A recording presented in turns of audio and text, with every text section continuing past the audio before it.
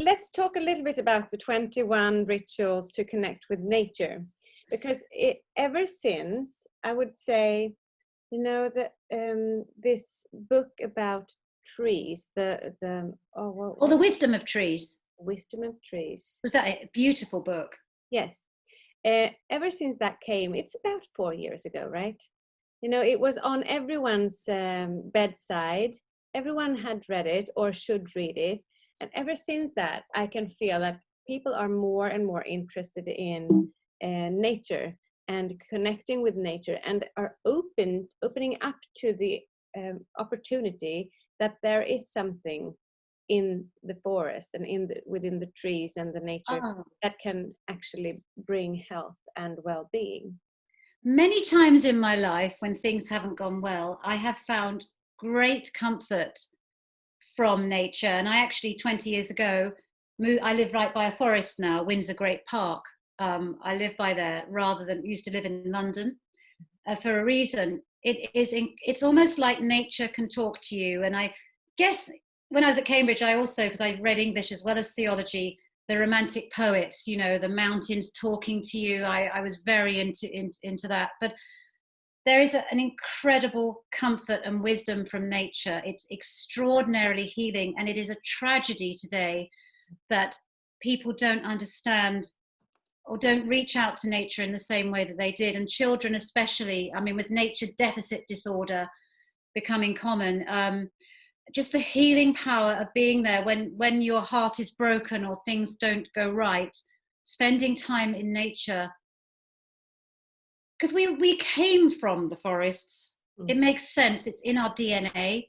It makes sense that that's where we can get comfort, healing, wisdom, and teaching.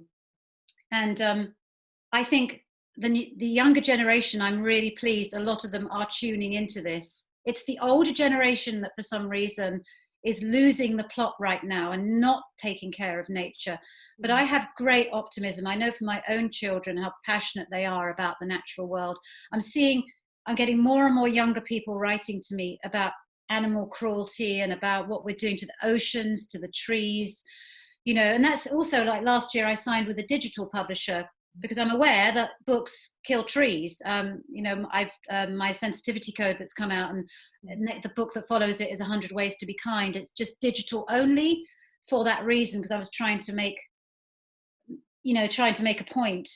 This is the way maybe to save trees. But yes, nature, and there is research now, increasingly amount of research to show that people who are cut off from nature are suffering increased incidence of depression. I hope this book plays a part in helping people, even if it just helps one person get back to earth. I hope it will do that. Yeah. And the nice thing about nature is that you are surrounded by living things in a concrete house or on the roads, and it's all dead material, kind of. Everything's living. Nature, everything is vibrant and vital and green, and it's a lot of energies there. Bringing plants into your home, and even if a spider comes into your home, for example, don't kill it. Spiders are their own ecosystem. They can control pests in your house. Just start respecting it. Make friends with the spider. If you don't want it in your house, put it outside gently. Don't kill spiders. They are actually more scared of you than you are of them. And they have their own work to do in your home, destroying pests and things. It starts right in the home. You're right. And with parents with children, bringing plants in and getting a child to nurture a plant. It's a living thing. There is research to show that talking to plants, Prince Charles does it, so hey, why can't we? You can also listen to plants. They have music. They play music. Exactly. I know that in times when I felt stressed and depressed, my flowers, or plants, they will wilt quicker. I don't know how that happens, but when I felt really happy and excited about life, I noticed that the plants in my home mirror that. It's an incredible empathy. I mean, it's unproven, And it's probably because when I'm happy, I'm more likely to nurture the plants and take care of them and feed them. That probably plays a part. But, you know, I think nurturing a plant is a great way to start, because not all of us are blessed to live in the countryside. I'm very blessed that I live right by a park with deers and squirrels and foxes and wildlife. It's just on my doorstep. I'm very, very blessed with that. Tell us about the ritual thing, the 21 rituals. There is a reason why you have chosen this. Okay, 21 rituals. First of all, rituals are not to do with religion. Please forget that. It's just a term. A ritual, though, is a positive daily action, something you do repeatedly. It's the small changes each day that make the long-term difference. And that's why we say 21, because 21 days is the absolute minimum you need to repeat this ritual for it to actually have an impact on your brain, form new neural pathways, and make a positive difference in your life. Too many people do it once and think, well, I don't feel any better. And it's because of the repetition. You need to repeat it daily for at least 3 to 4 weeks. Then write to me and say it doesn't work. And that's where, but don't tell your brain, I'm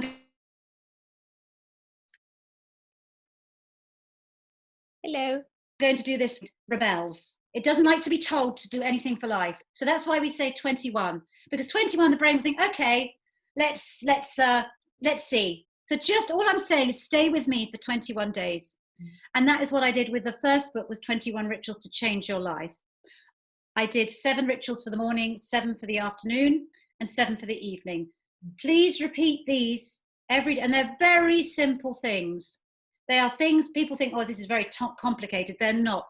They're really simple things. For example, when you get up in the morning, stretch.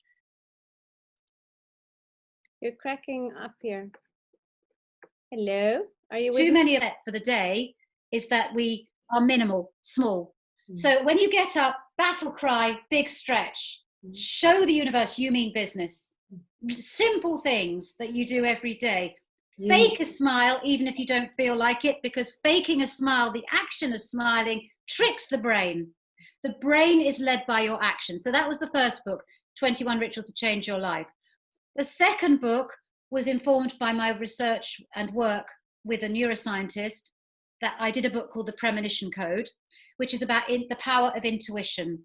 This is 21 rituals, things you can do to become more intuitive.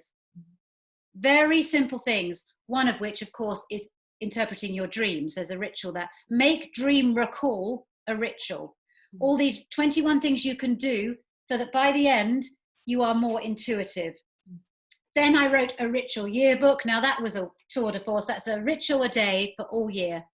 Something I love that book. I have it here and I'm planning maybe to give it out later. It's a big book. And this one is the final one in the series, which is about my passion for nature. And I must talk about the 2 authors I brought in. They did a ritual each, one ritual. One of them is Christian Newman. She's a natural healer and teacher and runs a speaking group in Cambridge, which has had the likes of Rupert Sheldrake talking there. And she treats people through natural healing, through herbs, through energy healing. And the other, she did a ritual about basically hugging trees, or, you know, because I felt that I needed someone who actually did that. You know, I do it, but not as a teacher. I don't have clients. Exactly. And she has.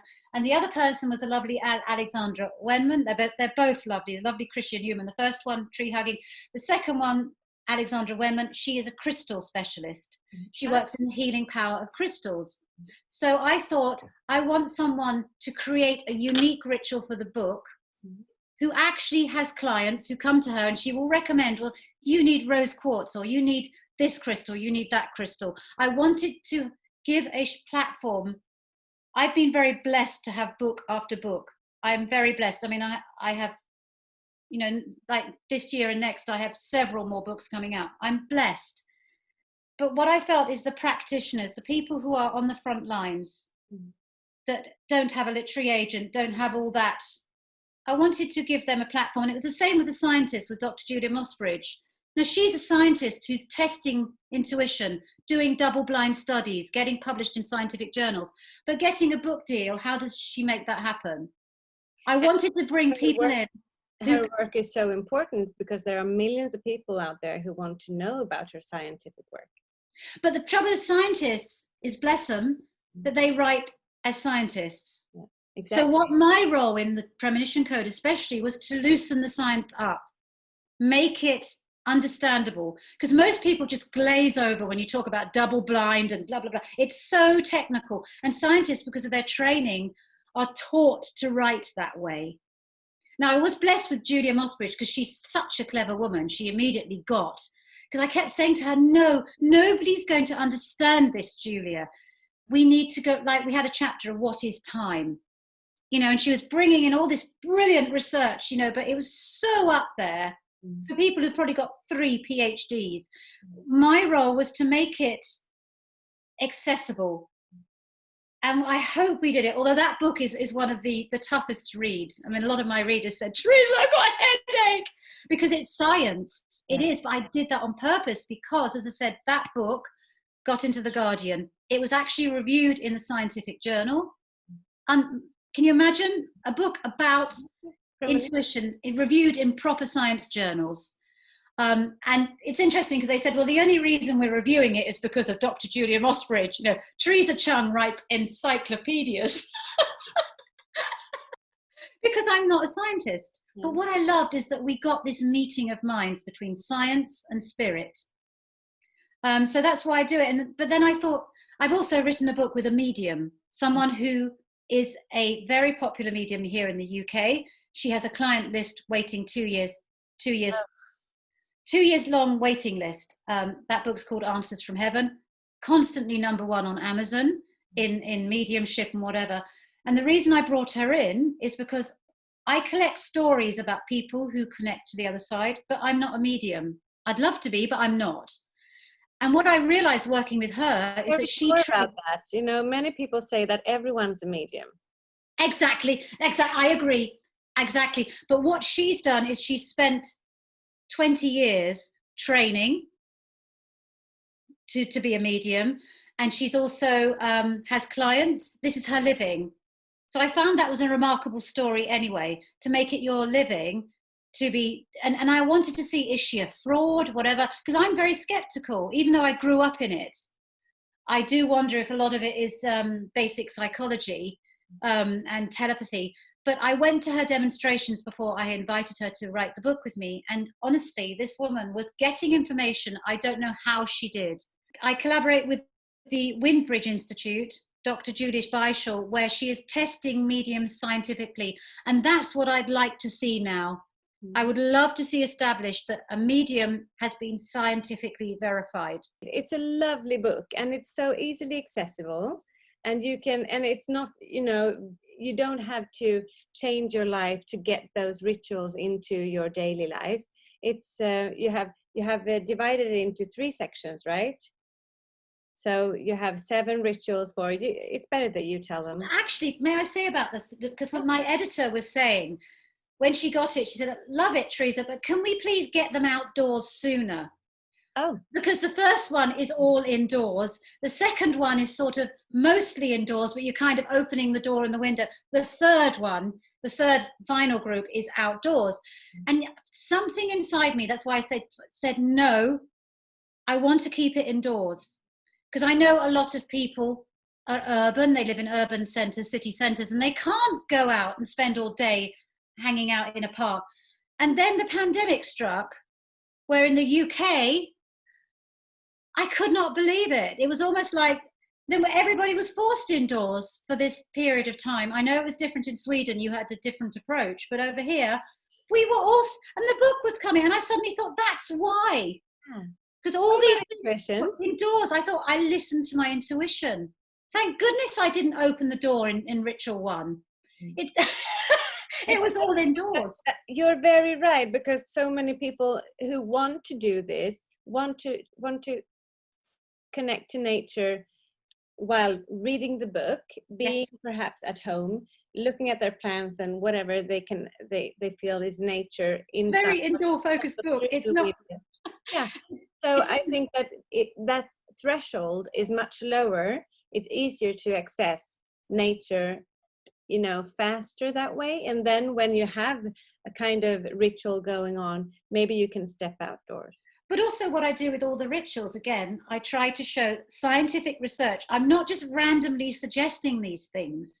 I'm pointing in each ritual to research which backs up why this is good for you, so that people can follow that research and find out. I want them to know that what I'm suggesting right from the very beginning ritual to the end, all of this is backed up by scientific research.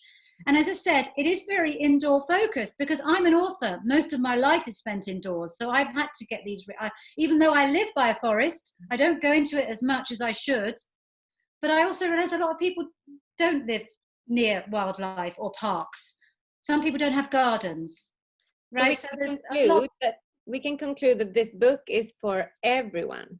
Yes, it is. It's to back to nature. Whether you have a dog and need to get into the forest, or if you're just at home sitting in your couch.